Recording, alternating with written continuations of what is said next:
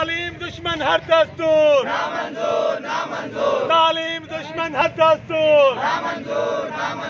तालीम दुश्मन हर दस्तूर शागिर्द दुश्मन हर दस्तूर शागिर्द दुश्मन हर दस्तूर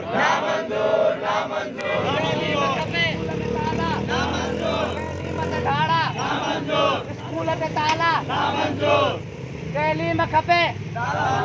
बचाओ भाईजान तालीम बचाओ तालीम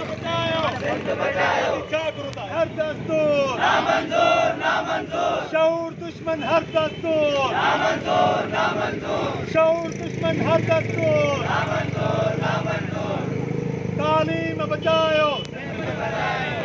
कोरोना जी वबा जे चक्कर में उन आड़ में तैलीम बंद है असांजी पूरी सिंध जी पूरी दुनिया में इदारा हलन था पया SOP के तहत जेकॾहिं मञूं था तो कोरोना है भी तो सही तो पर तालीम आख़िर छो बंद है।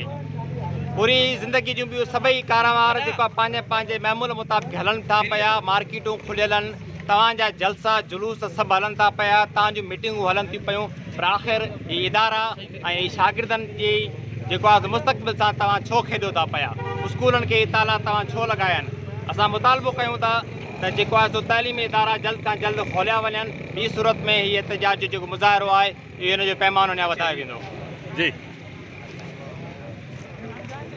असांजो जेको मुतालबो आहे असां सिंध जे जेको वॾो वज़ीर आहे असांजे सिंध जो साईं मुराद अली शाह साहब असां हुन खां मुखातिब थी हिकिड़ी ॻाल्हि हुन खां पुछणु चाहींदासीं साईं जेकॾहिं तव्हांखे कोरोना नज़र अचे थी तो जो रिसेंटली बिलाल साहब जलसा करे पियो कश्मीर में उते कोरोना कोन हुई हज़ारनि जी तइदाद में माण्हू हुया वरी जेको असां जलसन जुलूसनि जी माना मुखालफ़त नथा कयूं रिसेंटली पोयां मोहरम हराम गुज़रिया उन में हज़ारनि जी तइदाद में माण्हू हुया उते कोरोना न हुई PTM जा रिसेंटली जलसा थियनि उते कोरोना न हुई। जेकॾहिं कोरोना अचे थी तो जिथे स्कूल में उस्तादनि खे वैक्सीन थियल आहे जिथे स्कूल में स्टूडेंट्स खे 3 फुट ते विहारे थो वञे उन जॻह ते कोरोना जो ठीकु आहे उन्हनि खे। सही सिंधी क़ौम अॼु बेवकूफ़ न आहे जंहिं वटि थोरो इल्मु आहे उहो तव्हां खां सवाल ज़रूरु कंदो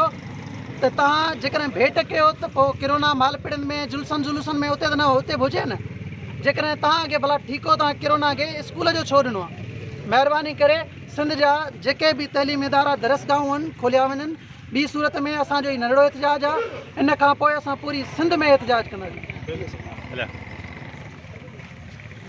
जी तव्हां ॾिसो पाण ॾिसो पिया त सिंधी जो माण्हू जेको आहे सिंधी शागिर्द जेको आहे उहो तालीम जेको आहे हासिलु करणु चाहे थो उनजे लाइ हीअ एहतजाज पियो करे हीअ तारीख़ जो मुंहिंजे ख़्याल में पहिरियों दफ़ो आहे जो सिंधी माण्हू इन तइदाद में जेको आहे एहतजाज पिया कनि। हिकिड़े पासे दरगाहूं खुलियूं पियूं आहिनि हिकिड़े पासे जेको आहे असांजा जेके मज़हबी इज्तिमा हलनि पिया हिकिड़े पासे असांजी होटलूं हलनि पियूं हिकिड़े पासे असांजा कारोबार सभु हलनि पिया सिर्फ़ु तालीम